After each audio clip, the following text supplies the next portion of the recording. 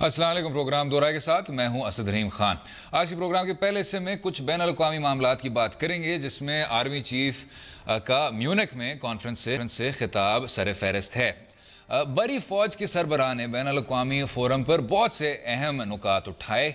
उनका कहना है कि दहशत गर्दों की महफूज पनागाहें अफ़गानिस्तान में हैं, जो पाकिस्तान में दहशत गर्दी की बड़ी वजह हैं। उन्होंने एक और बड़ी अहम बात की है कि पाकिस्तान वही काटरा है जो 40 साल पहले बोया गया था, जब बड़ी तादाद में लोगों को मुसल्लह किया गया और नज़रियाती तौर पर इंतहा पसंद बनाया गया। अब उन्हें वो पसंद नहीं है तो उसे फौरी तौर ख़त्म नहीं किया जा सकता। अब आर्मी चीफ के बयानात का मुख्तलिफ पहलुओं से प्रोग्राम के इस हिस्से में जायज़ा लेंगे और उसके साथ साथ दीगर बैन अल-अक़वामी अमूर, पाक अमरीका ताल्लुकात, पाकिस्तान को वॉच लिस्ट में डाले जाने का मामला, भारत के ईरान में बढ़ते असर रसूख और चाबहार पोर्ट की जिम्मेदारी भारत को दिए जाने के बाद खित्ते पर होने वाले असरात भी मौजूए बहस होंगे। हमारे साथ आज बात करने के लिए किसी तारुफ के मोहताज नहीं, सीनियर तज्ज़ियाकार इम्तियाज़ गुल साहब हैं, एग्जीक्यूटिव डायरेक्टर भी हैं centre for research and security studies.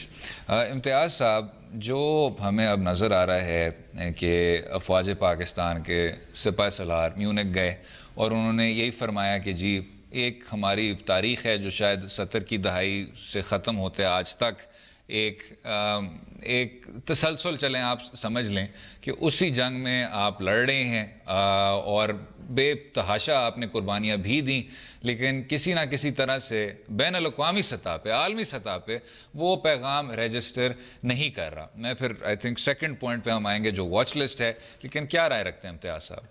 बार बार हम वही बयानियाँ क्यों दोहरा रहे हैं?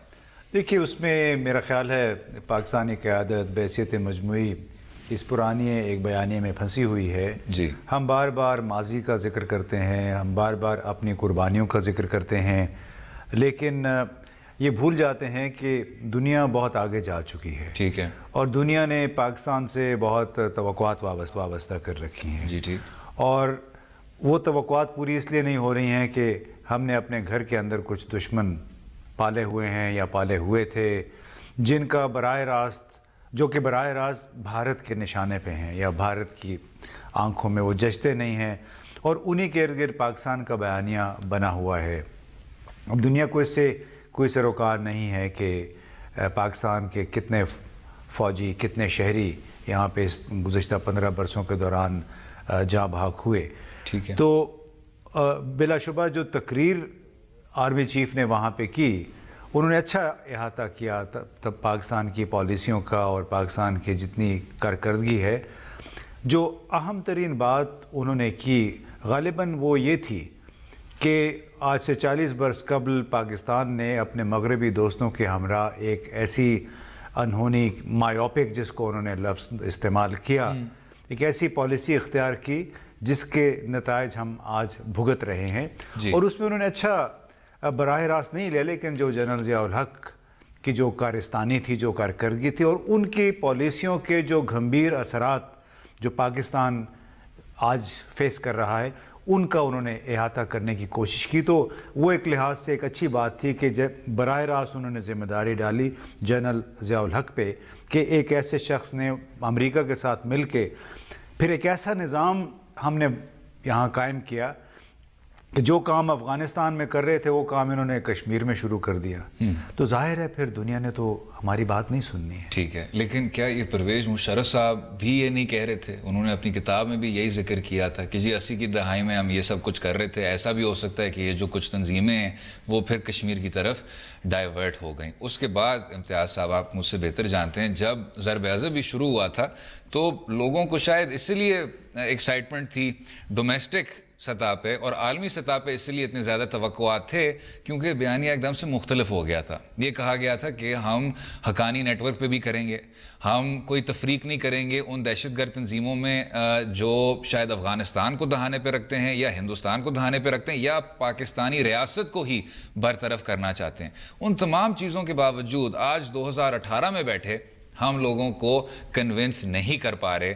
انہوں نے یہ ضرور اس بات کو تسلیم بھی کیا ہے کہ اتنی بڑی ان لینڈ کاؤنٹر انسرجنسی صرف اور صرف پاکستان لڑ سکتی تھی اور اس کی سویلین حکومت اور فوج یکجہت ہو کے لڑ سکتی تھی, لیکن ان تمام چیزوں کو سامنے رکھتے ہوئے بھی باقی تنظیموں پر اس طرح کی کارروائی نہیں ہو پائی. تو اب کیا کچھ کیا جا سکتا ہے, اور کیا پالیسی میں یہ ممکن ہے کہ ان تمام تنظیموں کے خلاف لڑا جا سکتا ہے؟ دیکھیے اسد, گزشتہ 15 برسوں کے دوران جو اہم ترین واقعات ہوئے, یا اس سے بھی ذرا سا پہلے کہ کارگل جب ہوا, پھر بھارتی پارلیمنٹ پہ حملہ ہوا, پھر ممبئی میں حملے ہوئے, ان تمام چیزوں نے پاکستان کی پالیسی کو اس انداز میں گیلونائز کیا کہ ہم کہیں منہ دکھانے کے ایک لحاظ سے قابل نہیں رہے. تمام تر قربانیوں کے باوجود آپ کو یاد ہوگا کہ ایڈمرل ملن جو اس وقت سینٹ کام کے سربراہ تھے آج 2010 میں, انہوں نے جب سوات کا دورہ کیا تو انہوں نے کہا کہ میں پاکستان آرمی کو AAA نمبر دیتا ہوں. بالکل ٹھیک.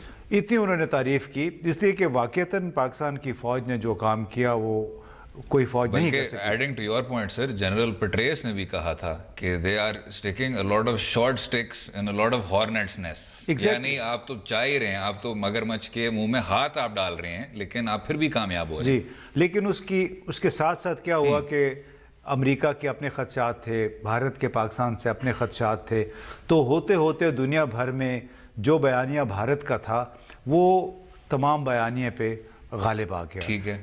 اور جس طرح امریکہ نے چین کے گرد ایک رنگ آف فائر قائم کیا ہوا ہے, یعنی فلپائن میں اس کے اڈے ہیں, جاپان میں اس کے اڈے ہیں, فوجی اڈے, اس طرح جنوبی کوریا میں اس کے اڈے ہیں, تو اس کا یہ ہے کہ آپ اپنے دشمن کو اس طرح گھیر لیں کہ اس کو ادھر ہلنے کا موقع نہ ملے. چین, لیکن چین بہت بڑا ملک ہے, اس کے باوجود دوسری بڑی طاقت, اقتصادی طاقت بن گیا ہے. ٹھیک ہے. پاکستان کے گرد اب بھارت نے ایک رنگ آف فائر بنا دیا ہے. ٹھیک ہے. ایک تو ہماری مشرقی سرحد ہے بھارت کے ساتھ, دوسری مغربی سرحد کے ساتھ, اور جنوب مغربی سرحد پہ بھی چابہار, ہم بعد میں اس پہ بات کریں گے, ایران کے ساتھ اس کے بہت اچھے تعلقات ہو گئے ہیں. تو ہمیں 3 طرف سے بھارت نے گھیر لیا ہے. تو یہ ہندوستان کی کامیابی ہے یا پاکستان کی خارجہ پالیسی کی ناکامی ہے؟ پاکستان کا ان ایکشن. اچھا. بھارت کی کامیابی تو ہے کہ انہوں نے جو پاکستان کے اندر جو کمزوریاں تھیں اس کو اجاگر کیا اور اس کو دنیا بھر میں دہشت گردی کی پناہ گاہ, دہشت گردی کی پشت پناہی کے طور پہ پیش کیا, جس میں صرف کسی حد تک سچائی ہو سکتی ہے, لیکن چونکہ وہ دشمن ملک ہے, انہوں نے اپنا ایک بیانیہ دنیا بھر میں اس طرح گھڑا ہے کہ ساری دنیا ان پہ اعتبار کر رہی ہے. ہمارے لیے مسئلہ کیا بنا کہ جو جنرل ضیاء الحق جو پودا لگا گئے تھے ماشاء اللہ, پھر جناب مشرف کا ماشاء اللہ آ گیا, اس کی وجہ سے ہمارے جو گورننس کے سٹرکچرز اتنے خراب ہوئے ہیں کہ اس میں آپ کو خرابیاں زیادہ نظر آئیں گی. یعنی کہ ہمارا جو فوجی افسر ہے یا ہمارا بیوروکریٹ افسر شاہی ہے, وہ ان اشیاء ان عوامل کا ادراک نہیں کر سکی ہے جو کہ اس وقت بین الاقوامی طور پہ پاکستان کی بدنامی کا سبب بنے ہوئے ہیں. تو امتیاز صاحب, لیکن یہ جو ایک سلسلہ ہے, اب اس میں کوئی شک نہیں ہے کہ جی ضیاء صاحب کا جو رول ہے وہ پھر بالکل فور فرنٹ پہ آتا ہے, لیکن بے شک آپ ذوالفقار علی بھٹو کو لے لیں جنہوں نے گلبدین حکمتیار کو اس ملک میں آنے دیا تھا, پھر اس کے بعد جو دہائی لمبی ایک جنگ چلی تھی 80 کی دہائی میں افغانستان میں, پھر اس کے بعد اسلم بیگ اور حمید گل جلال آباد پہ انویژن ہو رہی ہے, اس کے بعد پھر آپ نصیر اللہ بابر کو لے لیں جنہوں نے کہا کہ جی طالبان جو ہیں وہ ہمارے بچے ہی ہیں, دیر آر بوائز, اور پھر آخر میں پرویز مشرف صاحب کا کچھ تنظیموں کی طرف فیورٹزم اور کچھ تنظیموں پہ کارروائی. یہ ایک میں سمجھتا ہوں کوئی 3 دہائی لمبی کوئی یہ سلسلہ ہے, اور اس میں آج تک چاہے آپ سپہ سالار کو لے لیں یا وزیر اعظم کو لے لیں یا صدر پاکستان کو لے لیں, کسی نے ایک 180 ڈگری شاید ریورسل نہیں مارا. تو آج کچھ ایسا دیکھنے کو مل سکتا ہے کہ یہ بیانیہ بدل سکتا ہے, کسی آدمی کی بصیرت تبدیل ہو سکتی ہے کہ ہاں we have to go out against all of دم.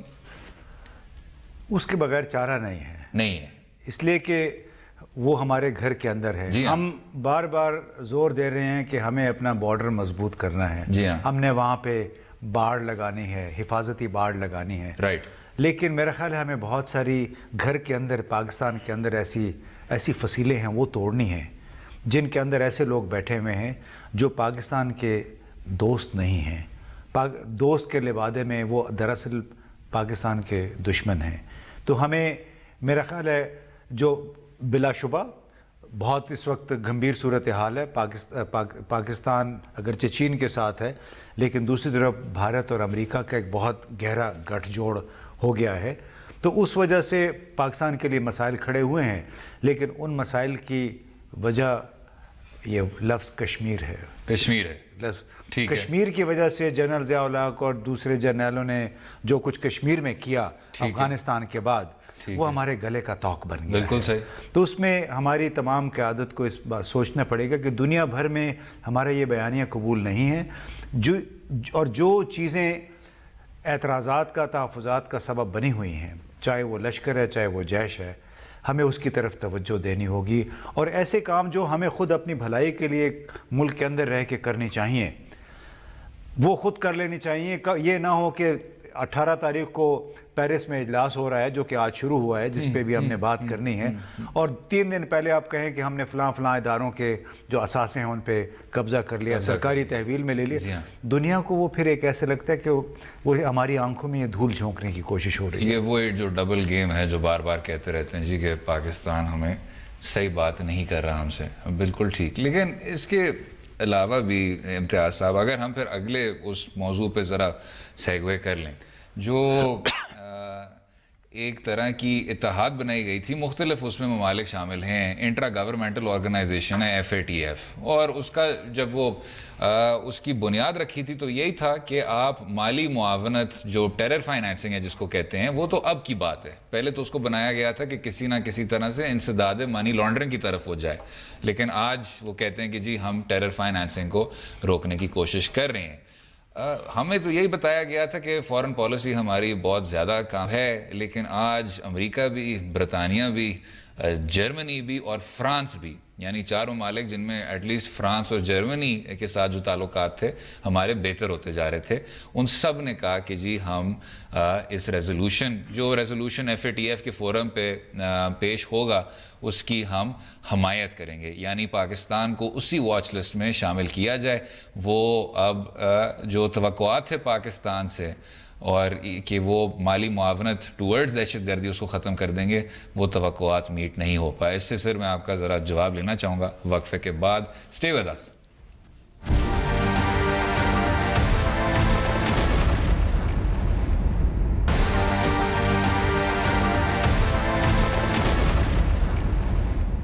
دورائے بات کریں گے دہشت گردوں کی مالی معاونات کی روک تھام کے لیے اجلاس میں پاکستان کو شاید پھر سے واچ لسٹ میں شامل کیا جائے۔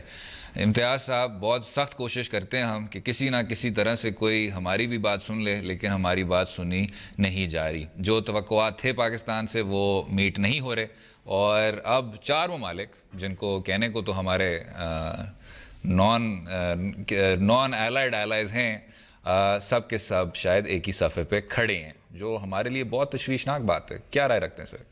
جی بلا شبہ تشویشناک بات ہے، لیکن بنیادی طور پہ یہ ایک سیاسی فیصلہ ہے، ایک سیاسی موو ہے، اور آپ جب سے امریکی صدر ٹرمپ نے افغانستان اور جنوبی ایشیا کے لیے اپنی نئی پالیسی کا اعلان کیا، پھر 1 جنوری کو ایک ٹویٹ کے ذریعے پاکستان کے خلاف کافی حرزہ سرائی بھی کی صبح کے 4 بجے، تو اس سے بڑا واضح ہو گیا تھا ایک ٹرینڈ کہ اب امریکہ اپنا دباؤ بڑھائے گا جہاں جہاں ممکن ہوگا، اور اس میں بظاہر بھارت نے اس کی بڑی معاونت کی ہے، کافی لابنگ کی ہے، کیونکہ یہ بنیادی طور پہ جو اجلاس آج شروع ہوا ہے پیرس میں، کل پرسوں شاید پاکستان کی باری آئے گی اس قرارداد، یہ سارا اس کے محرکات سیاسی ہیں، ٹھیک ہے، اور پاکستان کو مجبور کرنا ہے ایسے کام کرنے پہ جو اس کے لیے اندرونی طور پہ خطرناک بھی ثابت ہو سکتے ہیں۔ یہاں پہ ایک اور جنگ چھڑ سکتی ہے اگر ہم نے وہ کام کیا جو امریکہ چاہتا ہے، یعنی طالبان اور افغان طالبان اور حقانی نیٹ ورک، ان کے خلاف براہ راست ایکشن کر کے۔ وہ تو بڑی میرے خیال ہے واضح بات ہے، جنرل باجوہ نے بھی واضح کر دیا، وزیر اعظم نے بھی واضح کر دیا تھا کہ ہم نے پاکستان کی سرزمین پہ افغانستان کی جنگ نہیں لڑنی۔ जहाँ तक इस इजलास का ताल्लुक है, इसमें एक ग्रुप आया हुआ था जनवरी में, एशिया पैसिफिक ग्रुप, जी, जो इसी टास्क फोर्स का हिस्सा है जी। तो हमारे लोगों की हुकूमत की तवक्कुआत ये थी कि चूँकि फैसला असल अक्टूबर में होगा, हम लोग अक्टूबर के लिए तैयारी कर रहे थे, ठीक है। और आनन फानन पता चला कि पाकिस्तान को कटहरे में खड़ा कर दिया जाएगा इसी इजलास में, ठीक। तो इससे जाहिर होता है कि उनके अज़ाइम ठीक नहीं है। ठीक है। इसलिए भी ठीक नहीं है कि जिस ईरान और चीन को भी इस टास्क फोर्स ने हाई रिस्क मुल्कों में रखा हुआ है, ठीक है। ख़ास तौर पे ईरान और शुमाली कोरिया को, जी ठीक है। लेकिन आप देखें कि अमेरिका का अभी करीब तरीन हलीफ भारत ईरान के साथ 12-13 अरब डॉलर की उनकी बाकायदा दो तरफा तिजारत है। ऐसे ही है। चीन, उसके तो दुनिया भर में हर एक के साथ तमाम मुल्कों का उसके साथ खसारा है। जी हाँ। हालांकि उनका ख्याल है कि यहाँ भी गड़बड़ होती है, माली जो सिस्टम्स हैं ठीक नहीं है। तो इसलिए फिर सवाल पैदा होता है कि सिर्फ पाकिस्तान को उन्होंने क्यों वो कर लिया आइडेंटिफाई कि अब दोबारा आपको उस लिस्ट पे डालना है। तो बुनियादी तौर पे चूँकि सियासी फैसला है और उन तमाम ज़मीनी हक़ाइक़ से पहलू तही कर रहे हैं अमेरिका या भारत, जो कि पाकिस्तान जैसे मुल्क में आपको नज़र आते हैं। ये कोई तरक्की याफ्ता मुल्क नहीं है, अभी बैंकिंग सिस्टम भी बहुत बेहतर हुआ है, लेकिन मसाइल बहुत हैं। ठीक है।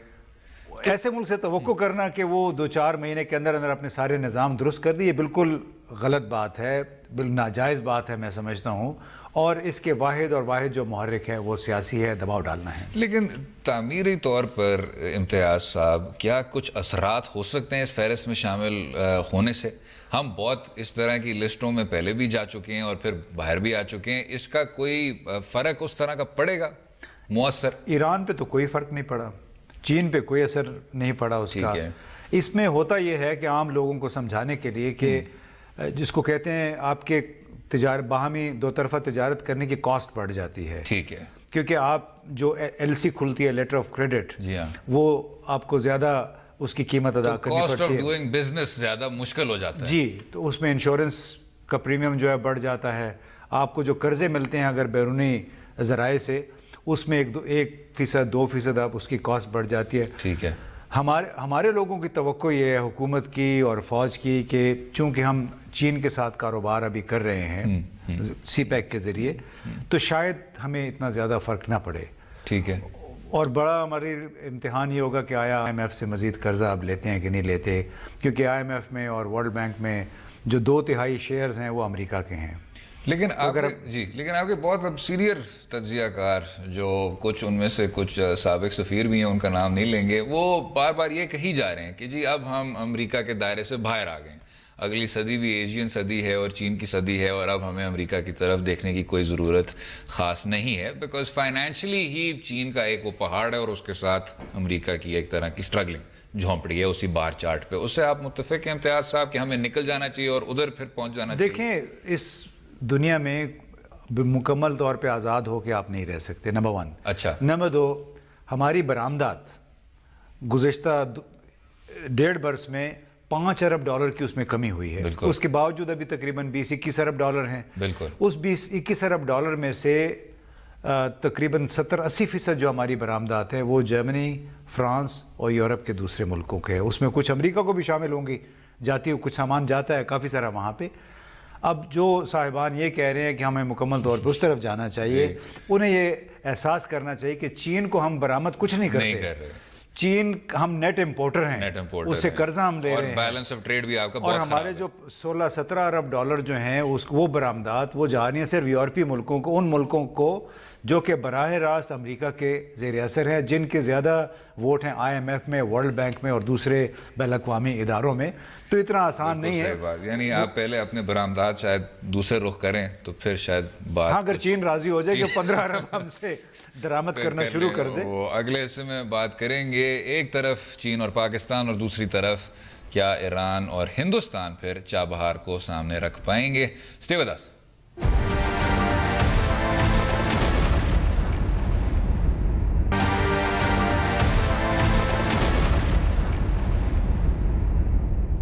वेलकम बैक टू दो राय।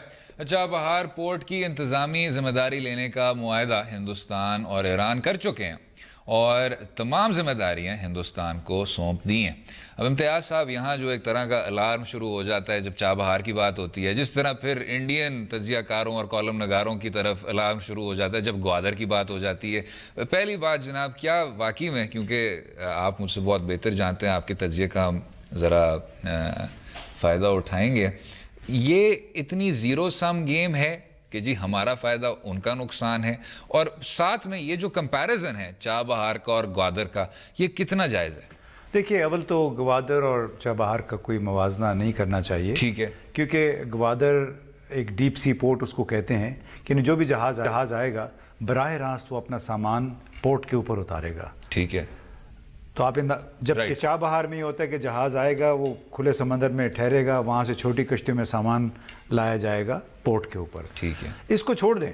اچھا. اصل میں مجھے افسوس اس بات کا ہے اور فکر اس بات کی ہے جی کہ جو ہمارے پاس پہلے سے چیز موجود ہے، جی، کراچی پورٹ اور پورٹ قاسم، وہاں سے جو افغانستان کا کاروبار ہے، جو ہمارا ٹرانزٹ ٹریڈ تھا ان کا اور ہمارے دو طرفہ تجارت، وہ کوئی 50% کے قریب کم ہو گئی ہے. صحیح. اور اس کمی کی ایک وجہ تو سیاسی ہے، چونکہ بھارت افغانستان کے تعلقات بہت غیر معمولی ہو گئے ہیں.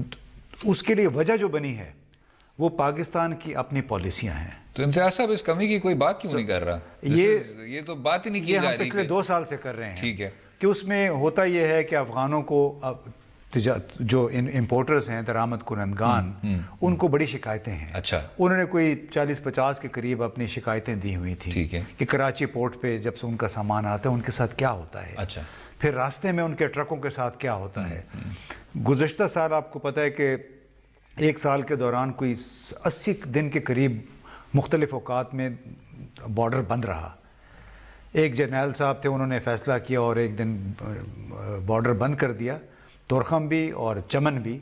32 دن وہ بارڈر بند رہا، جس میں افغان تاجر بھی خوار ہو گئے، پاکستان کے تاجر بھی خوار ہو گئے، لوگوں کی چیزیں اس میں برباد ہو گئیں.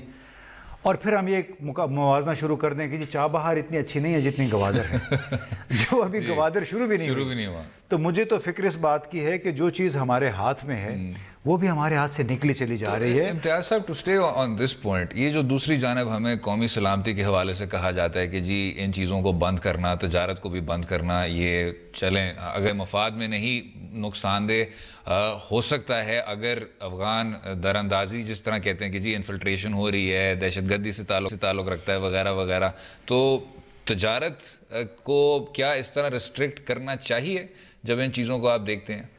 دیکھیے، ابھی گزشتہ برسی بھارت اور چین کے درمیان ڈوکلام کے مسئلے پہ ہاں جی ایک چند ہفتے جھگڑا چلا، لیکن تجارت میں فرق نہیں آیا. تجارت ان کی بند نہیں ہوئی. جی ہاں.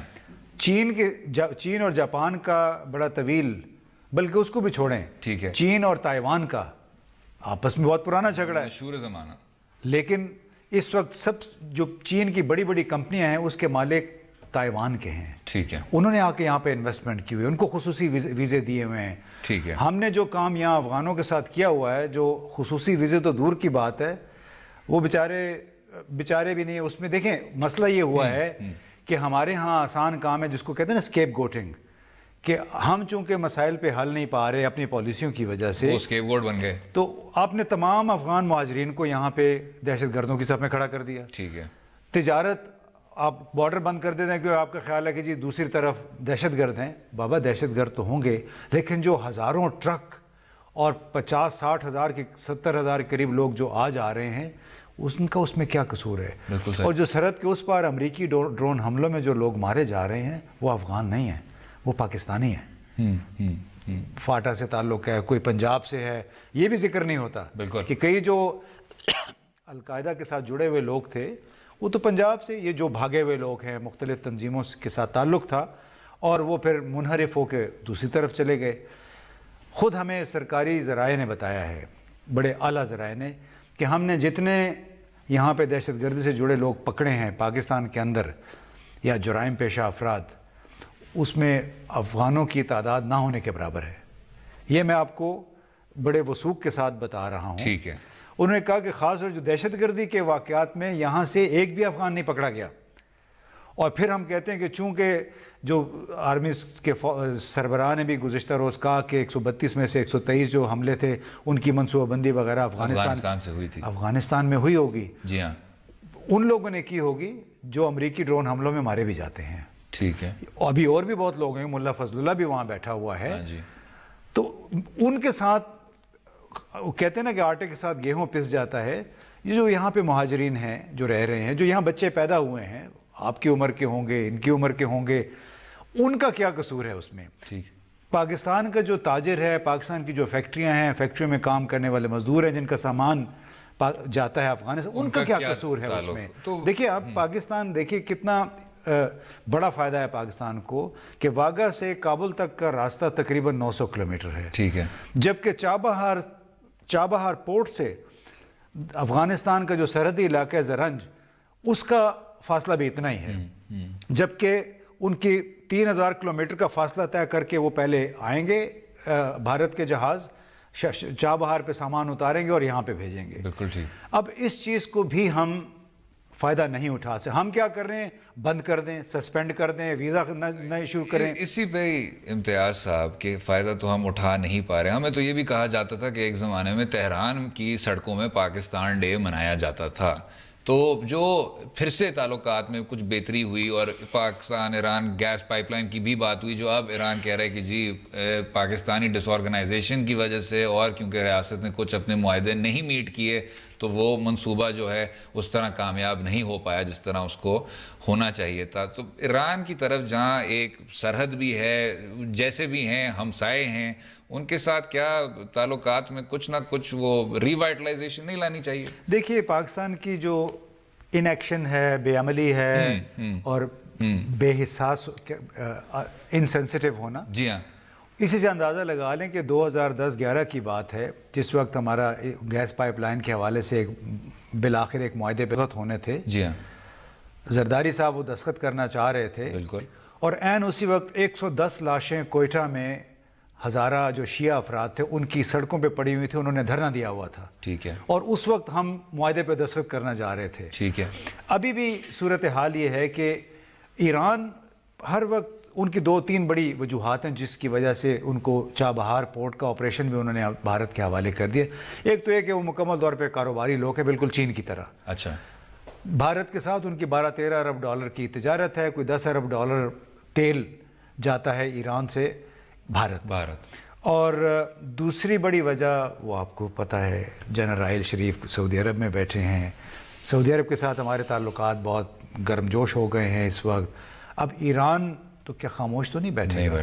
اور وہ کیوں ایک ایسے ملک کے ساتھ پھر اپنے تعلقات رکھنے کی کوشش کرے گا جس کے ساتھ براہ راست تجارت کی چند $100 ملین ہے. ٹھیک ہے، بالکل ٹھیک. سیاسی قبلہ بھی نہیں ملتا ہے. ٹھیک ہے. جبکہ دوسری طرف آپ مودی کو دیکھیں، ایک دن وہ اسرائیل گیا، اگلے دن وہ فلسطین چلا گیا، اب وہ ایران پہنچ گیا. ایران نے اتنی چالاکی سے یہ کیا کہ بھارت کے ساتھ میں تعلقات رکھیں، کیونکہ بھارت کے اسرائیل اور امریکہ دونوں کے ساتھ بہت اچھے تعلقات ہیں، لہٰذا اس کے جو منفی نتائج ہیں، یعنی کہ اگر اسرائیل اس پہ حملہ نہ کر دے، امریکہ مزید پابندیاں نہ لگا دے، بن سکتا ہے اس طرح، انٹرمیڈیری بھی بن سکتا ہے، کچھ بھی ہو سکتا ہے. لیکن آپ دیکھیں نا، انہوں نے وقت کے مطابق سب کے ساتھ بالکل ایک اپنی مصلحت سے کام لیتے ہوئے خود کو محفوظ کیا. اس کا مطلب ہے اس کے بعد مودی شاید سعودی عرب ہی چلا جائے. انہوں نے سعودی عرب تو گیا ہے اور پچھلے سال بھی گیا تھا، دوبارہ جائے گا. UAE بھی ابھی ہو کے آئے. بالکل ٹھیک ہے. اگلے حصے کچھ ڈومیسٹک امور پر بھی بات کریں گے، متحدہ قومی موومنٹ کے مستقبل کی بات کریں گے اور اس میں گروہ بندی کی بھی بات کریں گے. Stay with us.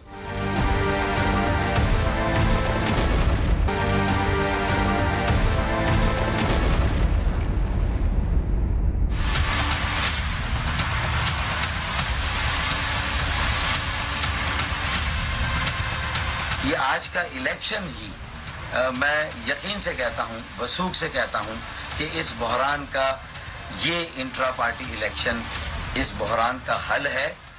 Welcome back to دورہ آخر میں. MQM پاکستان کے فاروق ستار صاحب اور بھادرآباد گروپ کے حوالے سے بات کریں گے. فاروق ستار صاحب کی جانب سے انٹرا پارٹی الیکشن میں پہل کو کس طرح سے دیکھا جانا چاہیے، اس پر بھی بات کریں گے. اب امتیاز صاحب بینگ فلی کوگنیزنٹ کہ جو صورتحال ہے وہ پھر سے 5 منٹ میں تبدیل ہو جائے گی. جو لیٹسٹ ہے سر وہ یہ ہے کہ پی آئی بی گروپ یعنی فاروق ستار صاحب کا گروپ وہ اب مبارکباد دے رہے ہیں فاروق ستار صاحب اپنے کارکنوں کو کہ ان کے جو انٹرا پارٹی انتخابات تھے وہ نہ صرف کامیاب ہوئے لیکن وہ خود وہ جو سربراہ کا عہدہ ہے اس پر بھی فائز ہو گئے اور کامران ٹسوری کنوینر منتخب ہو گئے. اب دوسری جانب جو بہادر آباد گروپ ہے اس میں قمر نوید جمیل صاحب بھی وہی مبارکباد دے رہے ہیں کارکنوں کو کہ انٹرا پارٹی جو انتخابات تھے ان کو ہم ناکام کر پائے. اب یہ انتخابات ویسے کنوینر کی بھی تھے, ڈیپیوٹی کنوینر کی بھی تھے, رابطہ کمیٹی کے بھی تھے اور جو ان کی سینٹرل ایگزیکٹو کمیٹی ہے اس کے لیے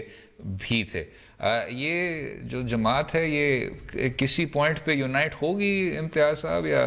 دیکھیے اصل جو جماعت انتہائی تنگ نظر نظریات اور مصلحتوں کے تحت نسلی اور لسانی بنیادوں پہ قائم کی گئی تھی مخصوص مقاصد کے لیے.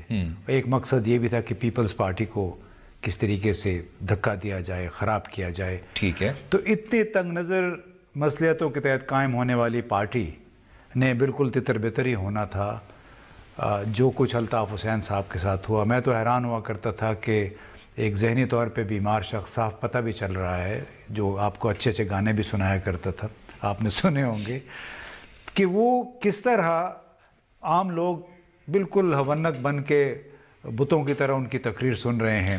تو جو اس پارٹی کے ساتھ ہو رہا ہے یہ بالکل فطری عمل ہے. میں تو یہ سوچتا رہتا ہوں کہ ہمارے چینلز پہ جس طرح ان کو وقت مل رہا ہے دن رات, اس کی بجائے ان کو مجبور کیا جانا چاہیے تھا کہ یہ تمام قیادت چونکہ بالکل پیروکار تھی الطاف حسین کی, جس کی سربراہی میں کراچی کا برا حشر ہو گیا, کراچی میں قتل و غارت گری ہوئی, ان کو تو اجتماعی معافی پہلے مانگنی چاہیے.